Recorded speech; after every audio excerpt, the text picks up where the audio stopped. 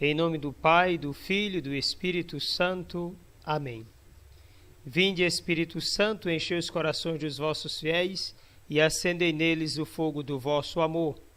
Enviai, Senhor, o vosso Espírito e tudo será criado e renovareis a face da terra. Oremos. Ó Deus, que instruístes os corações dos vossos fiéis com a luz do Espírito Santo, fazei que apreciemos retamente todas as coisas segundo o mesmo Espírito e gozemos sempre de sua consolação por Cristo Senhor nosso. O nosso evangelho de hoje é João, capítulo 1, versículo de 1 a 18. No princípio era a palavra, e a palavra estava com Deus, e a palavra era Deus. No princípio estava ela com Deus, tudo foi feito por ela, e sem ela nada se fez de tudo que foi feito. Nela estava a vida, e a vida era a luz dos homens. E a luz brilha nas trevas, e as trevas não conseguiram dominá-la. Surgiu um homem enviado por Deus, seu nome era João. Ele veio como testemunha para dar testemunho da luz, para que todos chegassem à fé por meio dele. Ele não era a luz, mas veio para dar testemunho da luz, daquele que era a luz de verdade, que vindo ao mundo ilumina todo ser humano. A palavra estava no mundo, e o mundo foi feito por meio dela, mas o mundo não quis conhecê-la. Veio para o que era seu, e os seus não a acolheram. Mas a todos que a receberam, deu-lhes capacidade de se tornarem filhos de Deus, isto é, aos que acreditam em seu nome, pois estes não nasceram do sangue, nem da vontade da carne, nem da vontade do varão, mas de Deus mesmo. E a palavra se fez carne e habitou entre nós. E nós contemplamos a sua glória, glória que recebe do Pai como Filho unigênito, cheio de graça e de verdade. Dele João dá testemunho, clamando: Este é aquele de quem eu disse, o que vem depois de mim passou à minha frente, porque ele existia antes de mim. De sua plenitude todos nós recebemos graça por graça, pois por meio de Moisés foi dada a lei, mas a graça e a verdade nos chegaram através de Jesus Cristo. A Deus ninguém jamais viu, mas o unigênito de Deus, que está na intimidade do Pai, ele nos deu a conhecer. Palavra da salvação, glória a vós, Senhor. O Logos diante de Deus e do mundo, nos versículos de 1 a 5. O leitor certamente constatará que o vocabulário do prólogo de São João é pobre, as expressões pouco variadas e até monótonas, e contudo não falta fascínio e indubitável densidade de conteúdo. Os 5 primeiros versículos estão intimamente ligados entre si. Isto resulta de 2 procedimentos literários claramente visíveis no texto grego, mas não tanto na tradução. A concatenação, a última palavra de uma linha, torna-se a primeira da linha seguinte, e o paralelismo.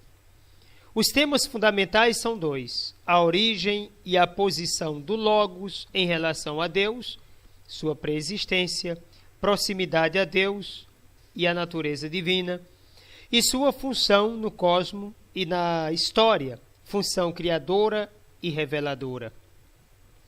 O Logos, verbo ou palavra, existe desde sempre. Esta é a clara e solene afirmação inicial. No princípio, não indica o ponto inicial do tempo, mas nos faz sair do tempo e nos introduz na esfera divina, lá onde não existe nem início, nem mudança. Para expressar esta existência sem início, sem nem devir, João usa o imperfeito era, no caso existia também, enquanto para indicar o existir das coisas e dos homens e do próprio Logos enquanto encarnado, no versículo 14, usa o verbo devir, tornar-se, vir a ser. Em grego é a oposição nítida entre einai e ginestai. A expressão no princípio alude, embora discretamente, a Gênesis capítulo 1, versículo 1, Provérbios 8, 22, o livro da sabedoria 24, versículo 1. Já se pode notar aqui uma característica do Logos joaneu, a fusão das duas tradições relativas à palavra, que se torna história, e à sabedoria. Assim, no princípio, não é somente a afirmação da preexistência do Logos, quer dizer, do fato de se dizer que o Verbo eterno do Pai, o Filho eterno, existia antes, mas já prepara a compreensão de sua dupla missão histórica e também sapiencial. Então, faz referência à preexistência, mas também à missão histórica e uma missão de sabedoria. A atribuição da preexistência à palavra do Pai, como as outras atribuições que progressivamente encontraremos: função criadora, luz, vida. Não são novas enquanto aplicadas à palavra ou à sabedoria. Sua novidade está em sua atribuição a um personagem histórico, Jesus de Nazaré. Dissemos que João faz referência a Gênesis 1:1. Também em Gênesis 1 se fala de vida e luz. Mas existe uma diferença. Em Gênesis, pretende-se descrever a atividade criadora de Deus, e o que interessa é a origem da criação. Aqui, ao contrário, descreve-se a situação do Logos, sua personalidade e ação. A criação não interessa. Deste ponto de vista, o prólogo de São João talvez se aproxime mais das descrições da sabedoria. Um exemplo, Provérbios 8, 22 seguintes, nas quais o interesse vai à sabedoria, sua origem e transcendência. Origem e transcendência que são descritas em relação com Deus e com a criação. A sabedoria está junto de Deus e assume os seus atributos. A sabedoria existe antes das criaturas e desenvolve um papel na criação. O Logos estava junto do Pai. Esta é a segunda afirmação do prólogo. Com ela, João quer descrever a posição do Verbo de Deus em relação a Deus. No texto grego, Deus é precedido do artigo definido, o que ele, na linguagem neotestamentária, indica que se trata do Pai, porque diz ho theos, o Deus. Daí o artigo definido ho, que é o nosso artigo o. A preposição pros, para, junto a, significa não somente vizinhança, proximidade, mas também movimento, direção, relação. O Logos, portanto, não apenas está próximo do Pai, mas voltado para ele, na posição de quem escuta e recebe. Na terceira linha, e o Logos era Deus, o texto grego usa o termo Deus sem o artigo e no início da linha, obedecendo à lei da concatenação supra-referida, mas também para acentuar a divindade de Cristo. Lembre-se que no primeiro a gente diz assim, ho theos, e no segundo momento só theos. Por que sem artigo? Alguns pensam ou pensaram que João quis insinuar a inferioridade do Logos em relação ao Pai. Então, se deveria traduzir por divino e não por Deus. Mas se esta tivesse sido sua intenção, teria usado o adjetivo theos, quer dizer divino. E ele não usou theos, ele usou theos, ele usou a palavra Deus mesmo. A ausência do artigo revela o cuidado de João em distinguir o Verbo do Pai, mas não pretende diminuir seu caráter divino. João não está colocando aqui o Verbo feito carne na condição de inferioridade. Ele está colocando o Verbo na sua relação com o Pai, porque o Verbo é o eternamente Filho saído da essência, da mesma essência do Pai. O versículo 2 recapitula o anterior, retoma os termos principais. O Verbo está desde sempre próximo do Pai e voltado para ele. O versículo 3º atribui ao Logos um papel na criação. Já sabemos que se trata de uma afirmação isolada que o Evangelho não mais retoma. O sentido geral é claro. O Verbo desempenha um papel na criação. Mas qual? O único elemento que pode nos esclarecer a respeito é a preposição grega dia. Dia significa através, por meio de. É uma expressão que João usa bastante, mas ela é muito genérica, exprime a ideia global e indiferenciada de mediação. Devemos pensar que o Logos ajudou o Pai na criação? Ou que a criação foi realizada pelo Pai à imagem do Logos? A preposição de a, quer dizer através de, por meio de, não permite decidir o significado exato. O termo Logos, porém, que não significa apenas palavra, mas também projeto, nos faz aderir à segunda alternativa. De toda maneira, afirma-se que toda a criação, cosmo e história, depende do Verbo. Isto fica mais claro ainda no segundo membro do paralelismo. Separado dele, nada foi feito. A expressão nos remete ao capítulo 15, versículo 5, quando se fala da videira e dos ramos.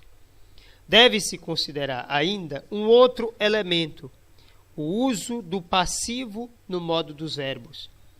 Em primeiro plano está a ação do Pai, mas esta se exprime através do Logos, que comparado com o Pai está em posição de dependência, fidelidade total e transparência.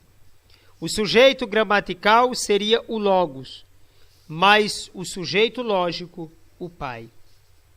Já podemos entrever a relação entre filiação e obediência, tão importante para compreender a cristologia do quarto Evangelho. Com os versículos de 4 a 5, o pensamento passa decisivamente à história da humanidade. Não se limita a indicar a função do Logos, mas indica também a sorte que o Logos vai encontrar. Encontramos aqui dois símbolos importantes para João, a vida e a luz. Toda a realidade, a história e os homens possuem vida no Logos. O termo vida tem um significado global, porém sempre com uma referência a Deus e a Cristo. É a vida que se alcança em Cristo.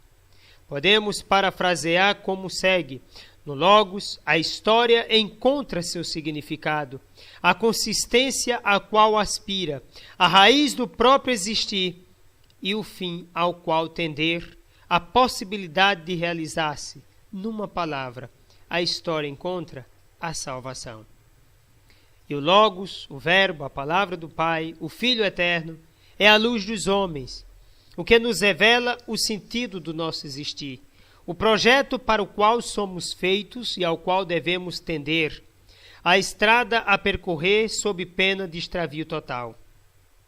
É, portanto, uma luz que se torna salvação, mas que se pode tornar também condenação. É julgamento. A Bíblia usa muito o símbolo da luz. A tua palavra, Senhor, é luz para os meus passos, uma lâmpada no meu caminho. Salmo 119, versículo 105. Na tua luz, vemos a luz. Salmo 36, 10. Mas não basta declarar que o Logos é vida, que também é luz para os seres humanos. A história está cheia de contradições, é luz e trevas. A manifestação de Deus é obstaculizada e combatida. A luz brilha nas trevas. O Verbo, no tempo presente, indica que sua manifestação é permanente. A luz de Deus brilha em todo tempo e lugar. Mas como traduzir a segunda parte desta frase? O verbo grego katelaben pode significar compreender, acolher, dominar. Seria preciso manter também na tradução a ambiguidade e riqueza deste termo. As trevas, isto é, como se dirá, o mundo, não compreende a manifestação da luz, não a acolhe, mas também não conseguem vê-la. Assim, João não indica apenas o drama da luta entre luz e trevas, mas também antecipa seu desenlace. A vitória da luz, a despeito de tudo. Este é o otimismo de João e de todo aquele que crê de verdade, que sem desconhecer a força do mal e a contraditoriedade da história, encontra sua inabalável serenidade na segurança da promessa de Deus e na fé na ressurreição de Cristo. Aqui está, sem dúvida, a origem do otimismo de João. Seria tão bom que eu e você pudéssemos viver dignamente nessa busca de Deus, procurando sempre estar com a luz, abdicar de vez e sempre na medida do possível de tudo aquilo que nos distancia de Deus, que nos coloca à margem, que faz que permaneçamos na penumbra, aquilo que nos encobre e que não facilita enxergar o mundo com os olhos de Deus. Seria tão bom que eu e você, que nós pudéssemos nos colocar sempre mais na linha de Deus, no âmbito de Deus, no coração de Deus. Posso dizer, na direção dele. E assim como Jesus Cristo está todo para o Pai, que cada um pudesse também estar, da mesma forma, marcando a sua espiritualidade.